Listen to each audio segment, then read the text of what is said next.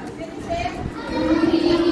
જેને હોય ને પેટમાં એને આનો 3 મહિનાનો કોર્સ કરવાનો. કેટલા મહિનાનો? 3 મહિના.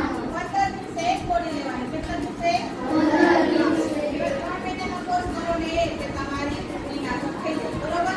અને કૃમિથી તમને કેમ ખબર પડે કે જે લોકોને કૃમિ હોય એને મોઢે સફેદ સફેદ દાગા થઈ જાય. શું થઈ જાય?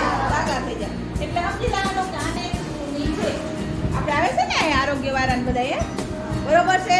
એટલે આને કહેવાય કૃમિ. એના માટે છે આ કૃમિનો રાઉન્ડ આવે. અમારે બધા બાળકોની કૃમિ લેવાની હોય.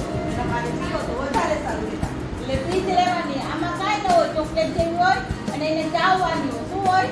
ચાવવાની. બરોબર છે. હાલો માતિકા કૃમિ દવા પીશો ને.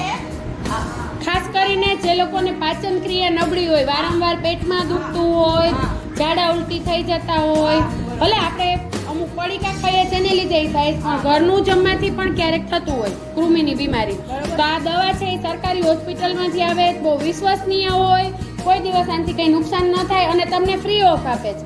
આ વસ્તુ તમે પ્રાઇવેટ દવાખાને જાઓ તો આ જ વસ્તુ તમને પૈસા આપીને ડૉક્ટર દવા આપે છે, જ્યારે આ લોકો ઘર આંગણે અહીંયા આવી અને તમને ફ્રીમાં આપે છે. પાછું થાય પ્રાઇવેટમાં તમારે ત્યાં જવું પડે અને પૈસા આપીને આપશે આ દવા. ખ્યાલ આવે છે? એટલે આ વસ્તુ ખરેખર કરવા યોગ્ય છે. જો તમારા મમ્મી પપ્પા હા પાડતા હોય તો કરવી જ જોઈએ. બરાબર?